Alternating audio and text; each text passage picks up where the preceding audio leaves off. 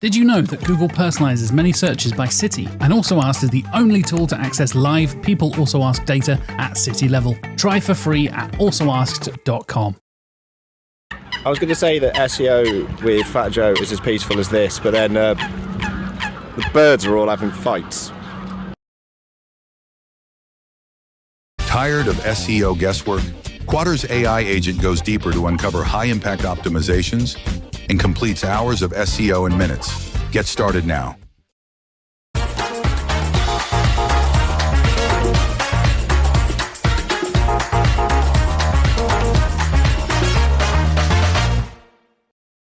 As everyone else said, thank you so much for being here. I know there are so many tracks and talks and wonderful, exciting things going on, so really chuffed that you have chosen to be here with us today.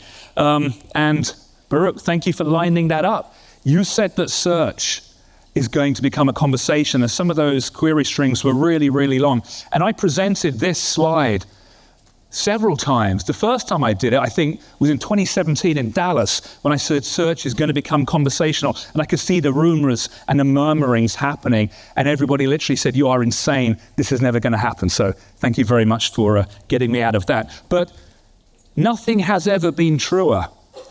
Every digital experience that should be a conversation will become one. That does include search. And these conversations, guys, are absolutely essential to the relationship between you and your brands and your audiences.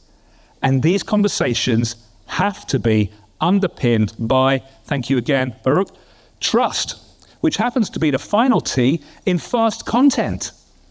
And it is all about trust. So what is fast content? What does it mean? Why weren't we talking about it last year or 18 months ago? And why now is it the most important thing on my mind? Why is it something I cannot stop talking about? Well, today we're going to unpack all of that and get into it. So, Baruch, again, sorry to pick on you, but you mentioned that Google has been stable, but search has changed.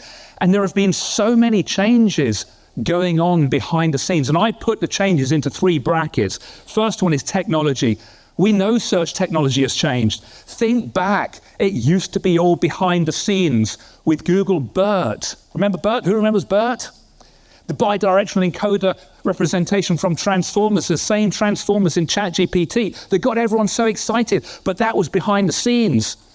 But Google was working hard to encourage us to put in long queries, the sorts that you've just seen. And then results have changed.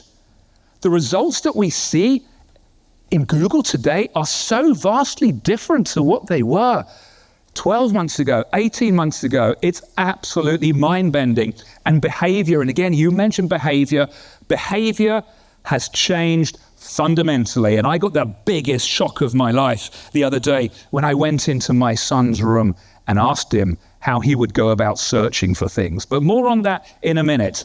Let's go back in time, as I often like to do in these talks, to really understand what's going on, what's changed, and what impact it's going to have on you guys and your content.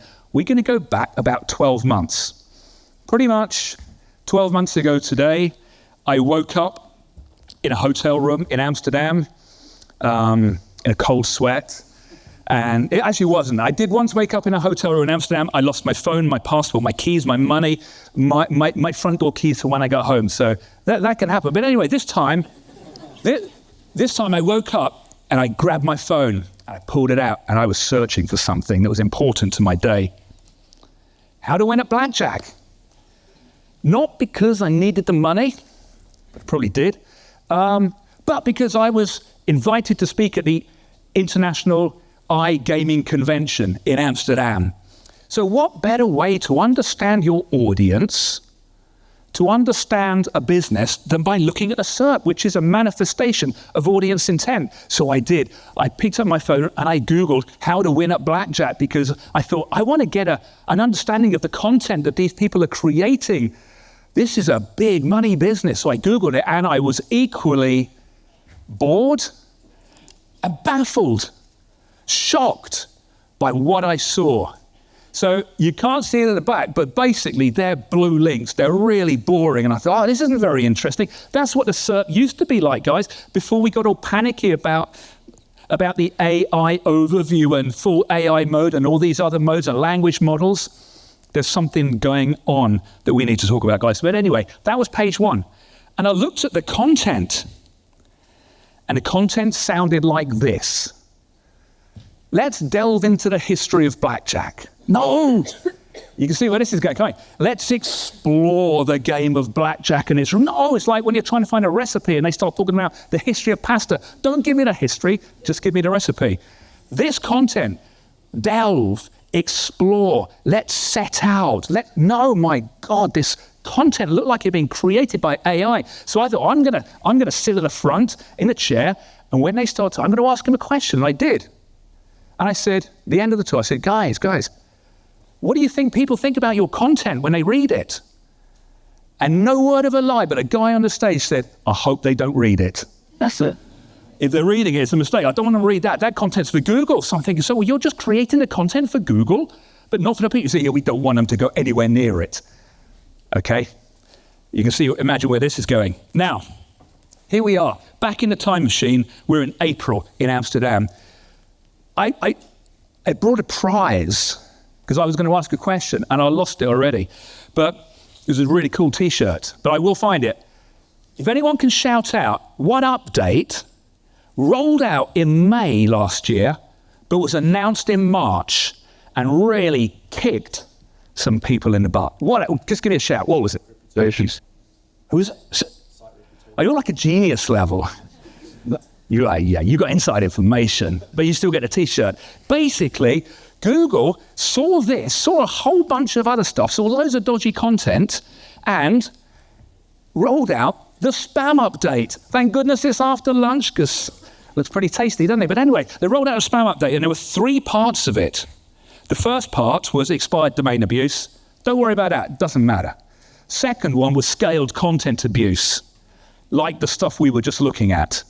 And then the third part of that update was the expired domain abuse. And if this is your first Brighton SEO, or if you've only been in SEO 12, 18 months, you may not have seen what I'm about to show you. But I'm about to show you what happens when you go against some of these algorithms. This is a big national newspaper. Any guesses? In England, in the UK? Science. There you go. It also happened to the Daily Mail. This one, next one. Just imagine, you ever think you're having a bad day? Imagine you work at the Independent, not Telegraph. Telegraph's good. Independent, bad. You're waking up on the 10th of May last year. You're waking up and you think you've had a bad morning. Then you look at this. Oh my God. Oh. That's what SEO used to be like. But that is going to come back. That was the expired, not the expired, that was the freaking, what was it? Site reputation. Thank God you're here. Site reputation abuse. That, ladies and gentlemen, is what happens when an algorithm hits hard. And Google has been dropping the hints that the spam update is coming out to get you with scaled content abuse. Now, I see that as a huge gap. There's a huge gap there. And Google promised us, Google said, when we do this, and this year, guys, you ain't seen nothing, it's going to be that 10x. Google said, we're going to clean 40% of the rubbish out of the SERP. We're going to get rid of it. Do you reckon they did that? No, they did better. Go ahead, 45%. So it's 45% is gone. The junk is gone. You may not think about it, but it's gone and it's going, and more of it's going to go. So what's that left in the SERP? So imagine you're on page 2. Time check, where's my timer? Imagine you're on page 2. Imagine you're on page 2 and looking up and everybody's gone, oh my God, we're just going to move up, aren't we? We're going to fill their spaces. But that is not how search works anymore. It used to. And if you were sitting on page 2 and a big algo update rolled out like that, you'd merrily go up. But no, because it turns out that Google's been listening to Baruch. Google's been listening and knows that, wait a minute, search behavior's changing. and is changing in ways that I could never imagine. And I kind of imagined somebody like a big Google exec, I don't know, can't think of any names, sitting around on the weekend, wondering what to do, Googling like, weekend break, money, no object, expensive yachts. And then little Google's maybe about 12 or 13, goes, why don't we go to the beach? And big Google saying, well, that's not in my results. I'm not even Googling, says little Google. I'm actually looking at my social feed because I trust that more than I trust, Jesus, that was close. I once kicked it over, but not today. I don't trust that stuff. So I've been doing some research. Every time I give a lecture, I talk to my students and I ask them how they search. Every time I meet somebody in a freaking supermarket and I'll ask, how do you Google? How do you Google that stuff? Now people have started to avoid me, but and then my son who was home, he was home for the summer, supposed to be home for the entire summer, but he said to me that I can't stand it being in a house. I can't do any revision because all you do is talk. And he's gone back to university. Before he went, I asked him and I said, buddy, you're going to search for a new blazer. What would you search for? I wouldn't. I could just go with me, just go like, what if, and he's wearing jeans. I said, what about new blue jeans? Will you search for best men's jeans? Never. What do you mean never? I would never Google that. I wouldn't even think about it. He trusts his feeds. He trusts the content that his friends are also consuming at the same time. And it turns out that as you move from one side of this chart to the other, as you get younger, your need for fast content increases. First-hand, authentic, social, and trusted. People want content they can trust. Look at these old gits. Actually, I'm not... Can I say that? I kind of been here. I've been here. Still using Facebook, yeah. And then, only today, I was talking to my colleague Bella, in the front row almost, who's going to New York. And I said, God, last time I went to New York, I was Googling it, where to go, what to do, what building, how to get this for free, do I get the pass, don't I? How does somebody a quarter of my age search today? How old are you, Bella? 29. 29. Not quarter, no. I can't even do the maths. Nearly my... So it's all in Insta. Individual little bookmarks, what do you call them? Frickin' things, I don't know. But this is your itinerary. This is search. So of course, Google's thinking, oh my God, and TikTok? Who uses TikTok? Put your hands up. Who are you guys? Yeah, everyone uses TikTok. It turns out that frickin' TikTok is preferred by Gen Z to Google. Why? Because of all those things there. So my goodness, what would you be doing if you were Google? If I was Google, I might be getting a little worried. Because if you got all these people, what have we got? 200 or 300 people in a room, and you say, what's the third thing you search for today? And you start thinking, everybody's going to be looking for something different.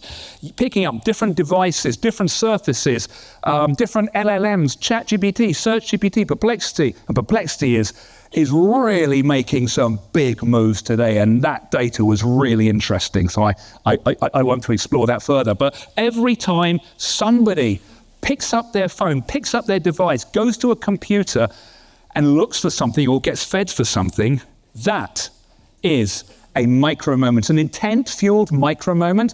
And we've got to realize that so many of these potential touch points now happen outside of that wonderful walled garden of blue links, which simply does not apply. So back to Google. What the heck would you do if they're walking past your storefront? They're not even searching, not even picking it up to search. Well, I'd be saying, well, whatever they're stocking, I want to stock some of that. So let's come into my world. Okay, so Google wants to make friends with younger people. So let's bring in what they want. And just read that for a second. Because last month, Google rolled out an algo update that turned out to be pretty boring. Actually, did it really hit anybody here? Just wait till those new ones come out in 2025. It's going to be just like that. But anyway, The algo was pretty boring. Sorry if anyone from Google is here, but it was. It wasn't like they were in the old days. But this is what Google said. I mean, I read that and I think, why isn't that printed everywhere? What Google ranked in 2023 is not what they want to rank in 2025. So who's been working in search since 2023? Yeah, there you are. So all the cool kids are searching, they're working away, boss comes in, what are you doing? I'm doing SEO. How's that work? Oh, no, that's tricky. Tricky. Like talking to your mum, well, it's too tricky. So that was in 2023, the boss comes in. And he goes out, he says, yeah, those cool kids, they're just doing their thing. That's SEO, don't ask, but it works. Comes back in 2025. What are you doing? Doing my SEO. Same as before? Yep, well, you're fired. Because apparently, according to Google, it's not going to work anymore, but that's not strictly true. It's not doing the SEO, it's what you SEO. What you SEO. So what else did Google say? Because this got me thinking. Our results have continued to change since 2023, and we're including showing social content. What, really? The same social content that's responsible for the off-site signals of experience, expertise, authority, and trust? Good God, yes, it makes so much sense. Why are we going to put that in there? Well, because people want it and they can trust it and it's authentic. And if you don't believe me, look at this. Look at this chart.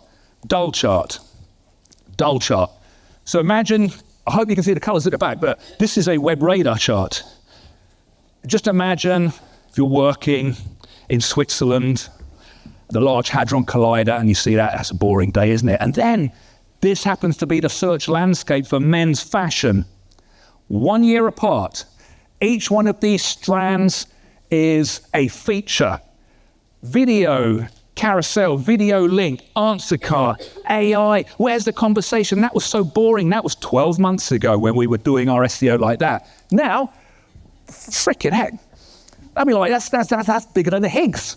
I mean, that's just an explosion of features. And if you knew that chart, and if you knew that data and loved it as much as I do, my God, you'd be running out and changing your content strategy immediately, because we've got video. Yeah, the video's in the SERP.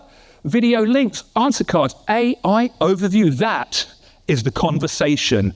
And in the talk I gave at brightonSEO last year, I showed the research that we did that proved if you own more than one asset, more than one feature on page one, even an answer card and a classic link, that pretty much guaranteed you a place in that conversation. And the final thing that Google said, we're going to surface more content from creators. Oh, creators, right? Not businesses, no, don't want them, they're boring, nobody trusts them. We want real creators who we know and who we can have a dialogue and a conversation with throughout this year. And as Google brings in more gaps, when it brings out that second tier of spam updates, creators are going to come flooding in.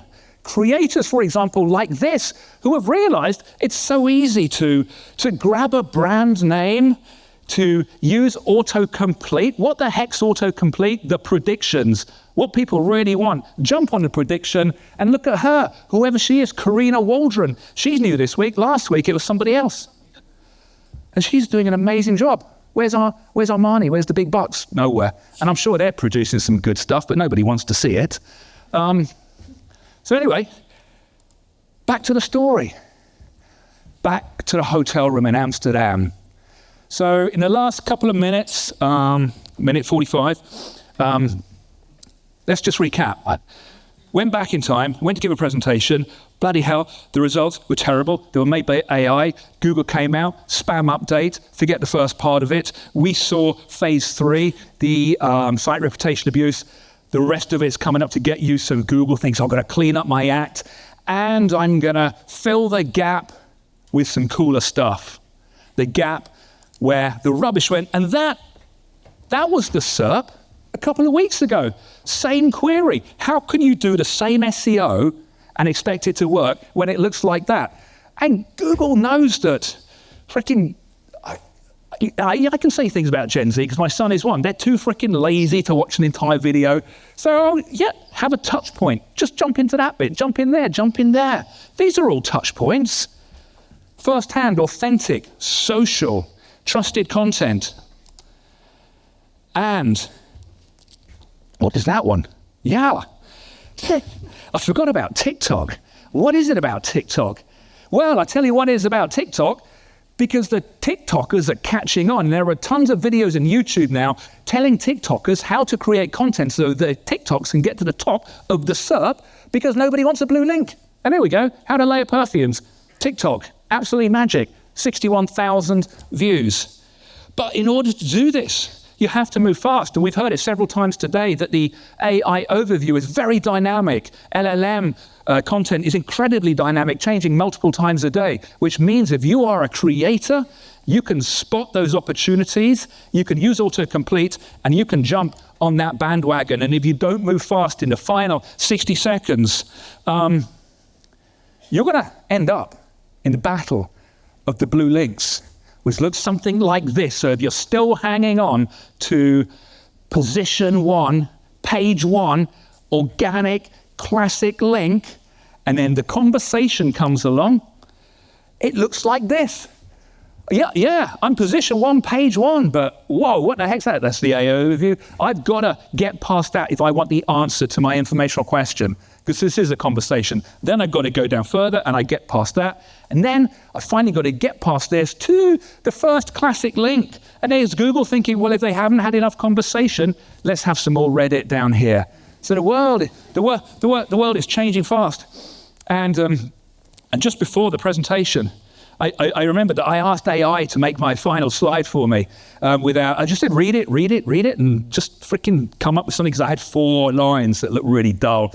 Sorry, marketing, I've probably gone out the window for this one. But yeah, think fast. First-hand, authentic, social, and trusted. That is moving fast into Google now, but it's an opportunity. See, I would say, yeah, worry about AI, AIOs, etc. And if you want some more on this or more information or any other details, there's the usual. So thanks, guys. Thank you so much. Demand sphere. Limitless visual insights from the SERPs. Unlimited dashboards and users. Easy to use and easy to scale your growth to new levels. Monthly reporting making you want to shove sharp things up your nose? Try Dragon Metrics, the all-in-one SEO software with mind-blowing reporting tools.